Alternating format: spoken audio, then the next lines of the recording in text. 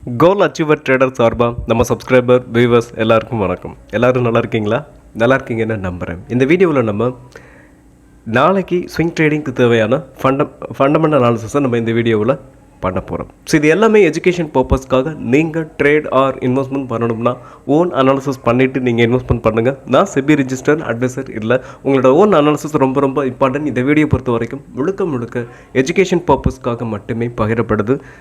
நம்ம வீடியோ உங்களுக்கு யூஸ்ஃபுல்லாக இருந்துச்சுன்னா, நாலேஜ் கொடுத்துருந்துச்சுன்னா லைக் அண்ட் சப்ஸ்கிரைப் பண்ணுங்கள். உங்கள் ஃப்ரெண்ட்ஸுக்கும் ரெஃபர் பண்ணுங்கள். வீடியோ பார்க்கும்போது அப்படியே லைக்கை தட்டி விட்ருங்க. இப்போ நம்ம வீடியோக்குள்ளே போகலாம். ஸோ நமக்கு சப்போர்ட் பண்ணுற நம்ம சப்ஸ்கிரைபர் வியூவர்ஸ் எல்லாருக்கும் என்னோட நன்றி.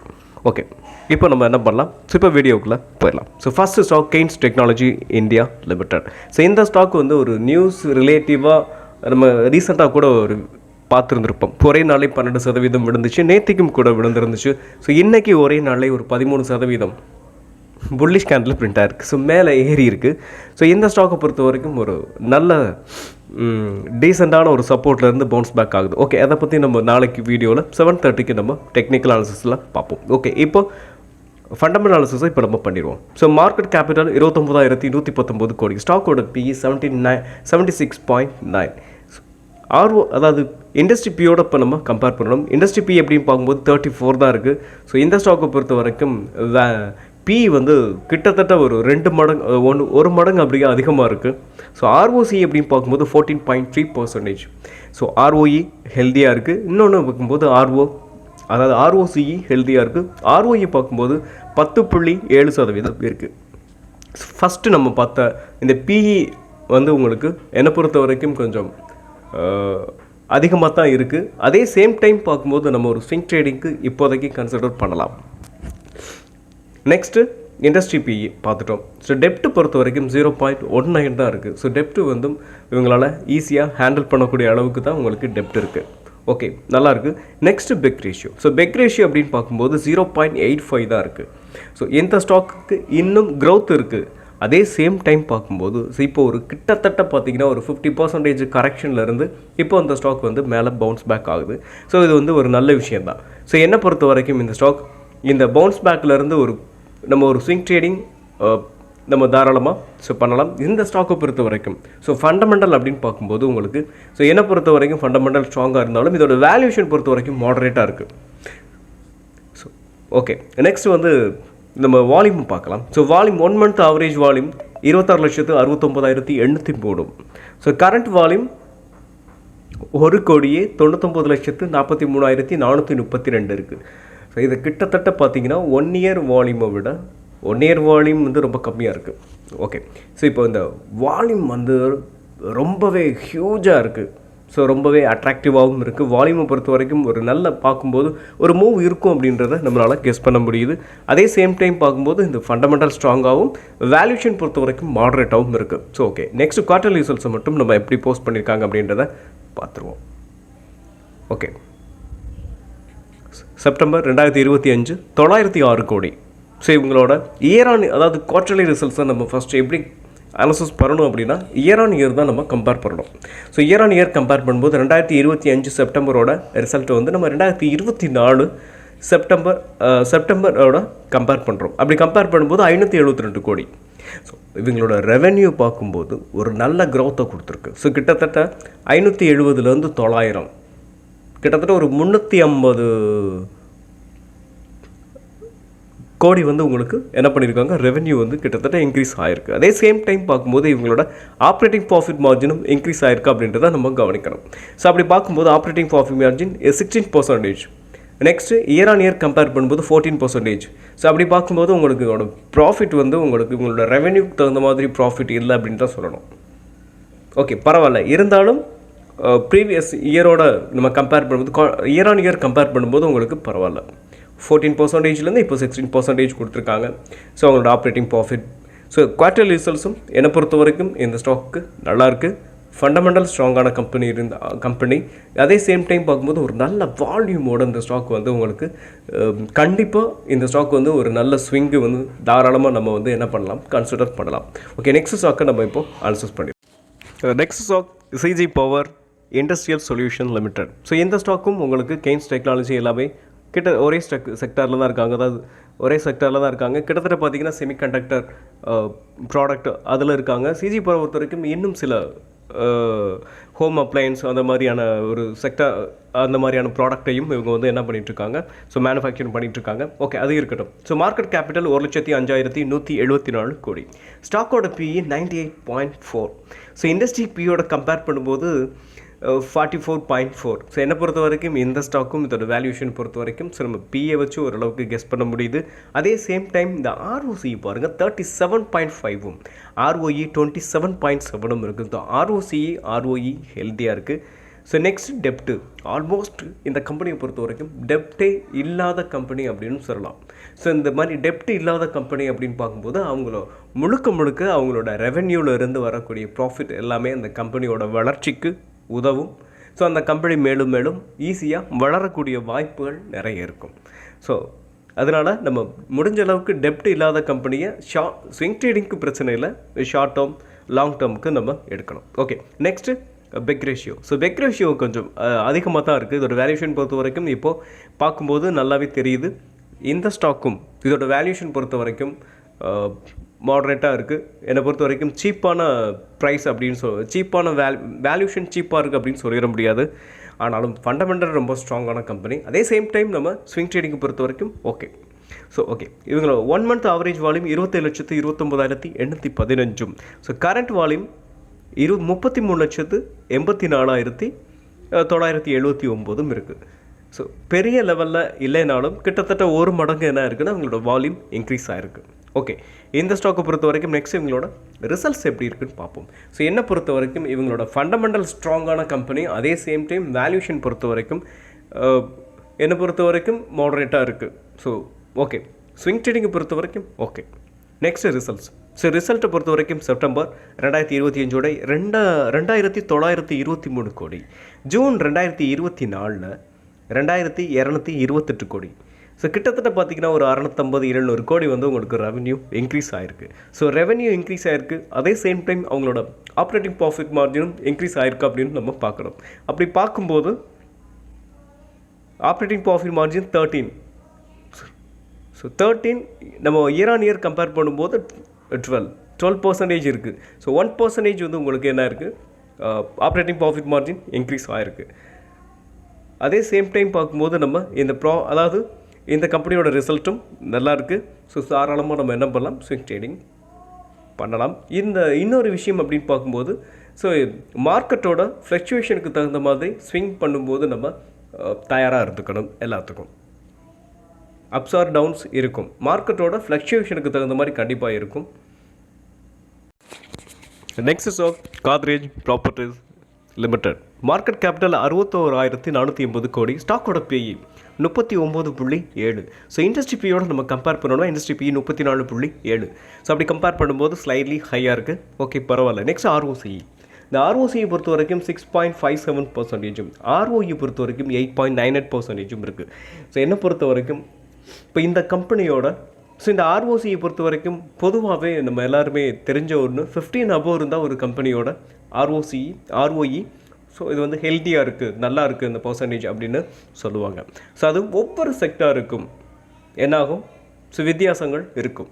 ஓகே, இப்போ நெக்ஸ்ட்டு வந்து நம்ம அதை பார்க்கலாம். அதுக்கு முன்னாடி ஸோ இவங்க டெப்ட்டு இருக்கான்னு பார்க்கலாம்.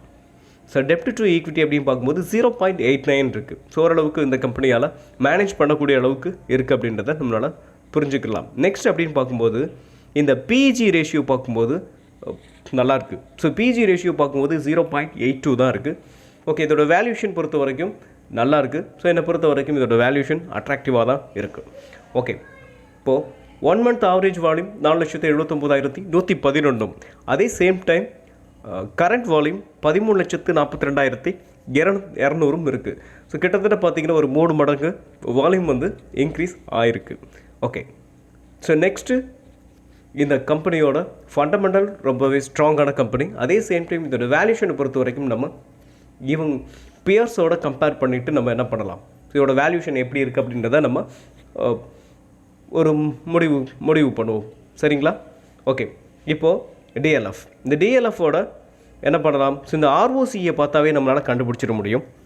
ஆர்ஓசியை பார்க்கும்போது டிஎல்எஃபோட ஃபஸ்ட் ஸ்டாக் டிஎல்எஃப் 6.51 இருக்குது. நெக்ஸ்ட் வந்து லோதா. ஸோ இந்த லோதா பொறுத்த வரைக்கும் 15 வச்சுருக்காங்க. சூப்பர். நெக்ஸ்ட் அப்படின்னு பார்க்கும்போது prestige estate. Next Phoenix mill. Okay, இந்த மூணாவதாக இருக்கிறது ப்ரெஸ்டீஜ் எஸ்டேட் 7.6 இருக்குது. நெக்ஸ்ட்டு பார்க்கும்போது ஃபோனிக்ஸ் மில். இந்த ஃபோனிக்ஸ் மில் பொறுத்த வரைக்கும் 10 இருக்குது. So next Godrej properties. So இப்போ இருக்கிற கம்பெனிகளில் நம்ம பார்க்கும்போது என்ன தெரியுது அப்படின்னா, ஸோ இந்த 6 அப்படின்ற அந்த 6 இல்லை 7 8 அப்படி இருந்துச்சுன்னா ஒரு கம்பெனி, அதாவது இந்த ரியாலிட்டி செக்டரை பொறுத்த வரைக்கும் மாடரேட்டாக இருக்குது அப்படின்னு அர்த்தம். ஸோ இந்த 10 or 15க்கு மேலே இருக்கிற கம்பெனி, 15க்கு அபோவ் இருக்கிற ஒரே கம்பெனி என்னென்னு பார்க்கும்போது லோதா டெவலப்பர்ஸ் மட்டும்தான் இருக்குது. ஸோ என்னை பொறுத்த வரைக்கும் இந்த காத்ரேஜ் ப்ராப்பர்ட்டிஸை பொறுத்த வரைக்கும் உங்களுக்கு என்ன இருக்குது, ஸோ இவங்களோட வேல்யூஷன் பொறுத்த வரைக்கும் மாடரேட்டாக இருக்குது அப்படின்றத நம்மளால் புரிஞ்சுக்க முடியும். ஓகே, இவங்களோட ரிசல்ட்ஸ் மட்டும் எப்படி இருக்குது அப்படின்றத நம்ம பார்த்துருவோம். ரிசல்ட்ஸ் அப்படின்னு பார்க்கும்போது 740 கோடி. ஸோ இதை இயர் ஆன் இயர் நம்ம கம்பேர் பண்ணுறோம் அப்படின்னு பார்க்கும்போது 2024 செப்டம்பர் 1093 கோடி. ஸோ இவங்களோட ரெவென்யூ வந்து குறைஞ்சிருக்கு, நல்லாவே குறைஞ்சிருக்கு. 350 கோடி, கிட்டத்தட்ட 350 கோடி வந்து உங்களுக்கு ரெவென்யூ குறைஞ்சிருக்கு. ஸோ ஒரு பேட் நியூஸ் தான். நெக்ஸ்ட் அப்படின்னு பார்க்கும்போது இந்த கம்பெனியை பொறுத்த வரைக்கும் இவங்களோட எக்ஸ்பென்ஸ் பாருங்களேன், 1336 கோடி இருக்குது. ஸோ இந்த கம்பெனியை பொறுத்த வரைக்கும் இந்த குவார்ட்டர்லி ரிசல்ட்ஸை பொறுத்த வரைக்கும் உங்களுக்கு லாஸ் தான் பண்ணியிருக்காங்க. லாஸ்ன்னு அப்படின்னு பார்க்கும்போது 596 கோடி இருக்குது. ஓகே, அப்போது நம்ம ஆப்ரேட்டிங் ப்ராஃபிட் மார்ஜின்லாம் பார்க்க தேவையில்லை. ஸோ நம்மளை பொறுத்த வரைக்கும் பார்க்கலாம் என்ன அப்படின்னு பார்க்கலாம்னா இயர் ஆன் இயர் எப்படி இருக்குன்னு பார்க்கலாம். ஓகே, அதை பார்க்கலாம். ஆப்ரேட்டிங் ப்ராஃபிட் மார்ஜின் பார்க்கும்போது இவங்க 1 கோடி பண்ணியிருக்காங்க ப்ராஃபிட். அப்படி பார்க்கும்போது உங்களுக்கு இந்த ஸ்டாக்கை பொறுத்த வரைக்கும் ஒரு பெரிய மொமெண்டம் இருக்காது அப்படின்றத நம்மளால் புரிஞ்சுக்க முடியுது. ஒரு 5% வந்து 3% 5% நம்மளால் எதிர்பார்க்க முடியும். இன்னொரு விஷயம் அப்படின்னு பார்க்கும்போது இந்த கம்பெனி மேலே இந்த டிஐஐ எஃப்ஐஐ பொறுத்த வரைக்கும் லாட் ஆஃப் கான்ஃபிடென்ட் இருக்குது அப்படின்றத இந்த ஷேர் ஹோல்டிங் பேட்டர்ன் அவங்களுக்கு நமக்கெல்லாம் சொல்லுது. ஸோ இங்கே பார்த்தீங்களா 28.31% எஃப்ஐஐ. நெக்ஸ்ட் டிஐஐ பொறுத்த வரைக்கும் 10% வச்சுருக்காங்க. அதுக்கும் டிஐஐ பொறுத்த வரைக்கும் இப்போ இன்க்ரீஸ் பண்ணியிருக்காங்க. ஸோ இதிலேருந்து நம்மளால் என்ன புரிஞ்சுக்க முடியுது, ஸோ வெறும் நம்ம என்ன பண்ணுவோம் அப்படின்னா ஒரு கம்பெனியை அனலைசிஸ் பண்ணும்போது ஸோ லாஸ் மேக்கிங் கம்பெனியாக அப்படின்னா நம்ம முடிஞ்ச அளவுக்கு தவிர்ப்போம். ஆனால் இந்த கம்பெனியை பொறுத்த வரைக்கும் ஸோ நம்ம எஃப்ஐயாக இருக்கட்டும் டிஐயாக இருக்கட்டும் ஒரு நல்ல ஹோல்டிங்ஸை வச்சுருக்காங்க அப்படின்னா ஃப்யூச்சரில் இந்த ஸ்டாக் வந்து இன்னும் நல்லா பெர்ஃபார்ம் பண்ணும் அப்படின்றத அவங்களால அனலைசிஸ் பண்ண முடிஞ்சிருக்கு இல்லையா. ஓகே, ஸோ என்னை பொறுத்த வரைக்கும் இப்போ ஸ்விங் ட்ரேடிங் தாராளமாக நம்ம இப்போ பண்ணலாம் அப்படின்றது பண்ணலாம். ரிசல்ட் நல்லா இல்லாததுனால நம்ம என்ன பண்ணலாம்னா ஒரு 5%இருந்து நம்ம ரிட்டர்ன் மட்டும் எதிர்பார்க்க முடியும். Next stock Tube Investment of India. So market capital 51,366 கோடி. ஸ்டாக்கோட பிஇ 82. இண்டஸ்ட்ரி பியோட கம்பேர் பண்ணும்போது ரொம்பவே பிஇ வந்து கொஞ்சம் ஹையாக இருக்குது. ஸோ 29.2 தான் இண்டஸ்ட்ரி பிஇ. ஸோ அப்படி கம்பேர் பண்ணும்போது 82 இருக்குது. ஸோ இதோட வேல்யூஷன் பொறுத்த வரைக்கும் நம்மளால் ஓரளவுக்கு புரிஞ்சுக்க முடியுது. பட் பிஏ மட்டுமே வச்சு ஒரு ஸ்டாக்கை வந்து நம்ம ஹை வேல்யூஷன் அப்படின்னு சொல்லிட முடியாது. நெக்ஸ்ட் ROCE 21.8%, ROE 12.8% இருக்குது. ஸோ என்னை பொறுத்த வரைக்கும் ROCE சூப்பராக இருக்குது, ROE கொஞ்சம் கம்மியாக இருக்குது. ஸோ ஒரு நோ இஷ்யூ. நெக்ஸ்ட் அப்படின்னு பார்க்கும்போது டெப்ட். ஸோ ஆல்மோஸ்ட் இந்த கம்பெனியை பொறுத்த வரைக்கும் டெப்ட் ஃப்ரீ கம்பெனின்னு சொல்லலாம். ஸோ இந்த கம்பெனியை பொறுத்த வரைக்கும் தமிழ்நாடு பேஸ்ட் கம்பெனி, முருகப்பா குரூப்போட ஒன் ஆஃப் த கம்பெனிகளில் எதுவும் ஒன்று. ஓகே, நெக்ஸ்ட்டு பார்க்கும்போது பிஜி ரேஷியோ பொறுத்த வரைக்கும் மைனஸ் போயிருக்கு, 1க்குள்ளே இருக்கணும். ஸோ மைனஸில் இருக்கக்கூடாது. ஸோ என்னை பொறுத்த வரைக்கும் இந்த ஸ்டாக்கு ஒரு ஃபண்டமெண்டல் வந்து ஸ்ட்ராங்காக இருந்தாலும் இதோட வேல்யூஷனை பொறுத்த வரைக்கும் மாடரேட்டாக தான் இருக்குது. ஸோ நெக்ஸ்ட் அப்படின்னு பார்க்கும்போது வால்யூமை பொறுத்த வரைக்கும் 1 month average volume 3,70,224. Current volume 8,11,800 அதாவது 8,11,085 இருக்குது. ஸோ இந்த ஸ்டாக்கை பொறுத்த வரைக்கும் வால்யூம் ஓரளவுக்கு கிட்டத்தட்ட ஒரு 1.5 மடங்கு வந்து உங்களுக்கு அதிகமாக இருக்குது. ஸோ என்னை பொறுத்த வரைக்கும் இந்த ஸ்டாக்கு நம்ம தாராளமாக என்ன பண்ணலாம், ஒரு ஸ்விங் ட்ரேடிங்கை பொறுத்த வரைக்கும் நம்ம கன்சிடர் பண்ணலாம். ஸோ ஃபண்டமெண்டல் ஸ்ட்ராங்கான கம்பெனி, அதோட வேல்யூஷனை பொறுத்த வரைக்கும் மாடரேட்டாக தான் இருக்குது. ஸோ நெக்ஸ்ட் இவங்களோட ரிசல்ட்ஸ் எப்படி போஸ்ட் பண்ணியிருக்காங்க அப்படின்றத நம்ம பார்த்துடலாமா. Okay, September 2025. ஸோ 5,523 கோடிங்க. ஸோ இந்த குவார்டர்லி ரிசல்ட்ஸை பொறுத்த வரைக்கும் செப்டம்பர் 5523. ஸோ கரண்ட் அதாவது இயர் ஆன் இயர் கம்பேர் பண்ணும்போது 4925. ஸோ கிட்டத்தட்ட பார்த்தீங்கன்னா ஒரு 600 கோடிங்க, 600 கோடி ரெவென்யூ வந்து இன்க்ரீஸ் பண்ணியிருக்காங்க. ஒரு சூப்பரான விஷயம். அதே same time operating profit margin எந்த அளவுக்கு இன்க்ரீஸ் ஆயிருக்கா என்னன்றதை நம்ம இப்போ பார்க்கலாம். ஸோ ஆப்ரேட்டிங் ப்ராஃபிட் மார்ஜின் 10% இருக்குது. ஸோ என்னை பொறுத்த வரைக்கும் குவார்டர் ஆன் குவார்டர் பார்க்கும்போதும் 10%, அதே சேம் டைம் பார்க்கும்போது இயர் ஆன் இயர் பார்க்கும்போதும் 10% இருக்குது. ஸோ பரவாயில்ல. ஸோ கிட்டத்தட்ட இவங்களோட அந்த ஆப்ரேட்டிங் ப்ராஃபிட் மார்ஜினை மெயின்டைன் பண்ணிகிட்ருக்காங்க. ஸோ ரிசல்ட்ஸ் வந்து இந்த கம்பெனி பொறுத்த வரைக்கும் நல்லாயிருக்கு, பாசிட்டிவாகவே வந்திருக்கு. ஸோ ஓகே, நெக்ஸ்ட் நம்ம என்ன பண்ணலாம்? ஸோ இந்த ஸ்டாக்கில் ஸ்விங் ட்ரேடிங் பொறுத்த வரைக்கும் கன்சிடர் பண்ணலாம் அப்படின்றது என்னுடைய அனாலிசிஸ் மட்டுமே. Next stock Garden Reach Ship Builder and Engineers Limited. இந்த ஸ்டாக்கை பொறுத்த வரைக்கும் நம்மளோட 5வது ஸ்டாக். ஸோ இன்றைக்கி வந்து இதுதான் கடைசி ஸ்டாக். ஓகே, இந்த ஸ்டாக்கையும் நம்ம அனாலிசிஸ் பண்ணிடலாம். மார்க்கெட் கேபிட்டல் 27,992 கோடி. ஸ்டாக்கோட பிஇ 45.4. ஸோ இண்டஸ்ட்ரி பியோட கம்பேர் பண்ணும்போது இந்த ஸ்டாக் வந்து உங்களுக்கு பிஇ வந்து கம்மியாகவே ட்ரேட் ஆகிட்டுருக்கு. ஒரு நல்ல விஷயம். ஆர்ஓசியை பொறுத்த வரைக்கும் 36.6%, ஆர்ஓஇ பொறுத்த வரைக்கும் 27.6% இருக்குது. நம்ம ஃபஸ்ட்டு பார்த்த 3 பேராமீட்டருமே இந்த கம்பெனி பொறுத்த வரைக்கும் ப்ளஸ். ஸோ பிஇ வந்து உங்களுக்கு 45 தான் இருக்குது. ஆர்ஓஇ ஹெல்தியாக இருக்குது. ஸோ டெப்ட்டு இல்லவே இல்லை அப்படின்னு கூட சொல்லலாம். 0.01% தான் இருக்குது. ஸோ டெப்ட் இல்லாத கம்பெனினே நம்ம எடுத்துக்கிற முடியும். பெக் ரேஷியோ பார்க்கும்போது 1 தான் இருக்குது. ஸோ 1.8 தான் இருக்குது. ஸோ 1க்கு உள்ளே இருந்தால் இன்னும் சூப்பராக இருந்திருக்கும். ஸோ அதனால் நோ இஷ்யூ. ஸோ என்னை பொறுத்த வரைக்கும் இந்த ஸ்டாக் வந்து உங்களுக்கு இதோட வேல்யூஷனும் சீப்பாக இருக்குது. அதே சேம் டைம் ஃபண்டமெண்டல் ஸ்ட்ராங்கான கம்பெனி. நெக்ஸ்ட் அப்படின்னு பார்க்கும்போது இந்த இன்ட்ரின்சிக் வேல்யூ பார்த்திங்களா ரொம்பவே அட்ராக்டிவாக இருக்கும். 1446. ஆனால் இதோட கரண்ட் ப்ரைஸை நம்ம கவனிக்கணும். கரண்ட் ப்ரைஸ் பார்க்கும்போது 2446. ஓகே, பரவாயில்ல, மாடரேட்டாக இருக்குது. Next volume. ஸோ வால்யூமை பொறுத்த வரைக்கும் 1 month average volume 19,34,187. Current volume 21,35,057 இருக்குது. ஸோ கிட்டத்தட்ட பார்க்கும்போது உங்களுக்கு ஸ்லைட்லி ஹையாக இருக்குது. அதுக்கு சில காரணங்கள்லாம் இருக்குது.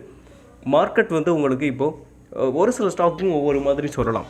என்னை பொறுத்த வரைக்கும் இந்த ஸ்டாக் சூப்பராக இருக்குது. ஒரு ஷார்ட் டேர்முக்கு கூட நம்ம இந்த ஸ்டாக் என்ன பண்ணலாம்னா கன்சிடர் பண்ணலாம். ஸோ அப்படிப்பட்ட ஒரு ஸ்டாக் தான் இந்த ஸ்டாக். இந்த ஸ்டாக்கை பொறுத்த வரைக்கும் வேல்யூஷன் சூப்பராக இருக்குங்க. ஓகே, நெக்ஸ்ட் என்ன பண்ணலாம்? ஸோ நமக்கு நெக்ஸ்ட்டு இந்த வீடியோ பொறுத்த வரைக்கும் 5 ஸ்டாக்கை நம்ம அனாலிசிஸ் பண்ணியிருக்கோம். ஸோ இந்த ஸ்டாக்கோட டெக்னிக்கல் அனாலிசிஸை நாளைக்கு நான் முடிஞ்ச அளவுக்கு வீடியோ வந்து இன்னும் கொஞ்சம் இயர்லியராக போடுறதுக்காக ட்ரை பண்ணுறேன். 7 o'clock என்னால் முடிஞ்சுன்னா நான் பண்ணுறேன். ஓகே, மீண்டும் ஒரு நல்ல வீடியோவில் உங்களை சந்திக்கிறேன். அதுவரை நன்றியும் அன்பும்.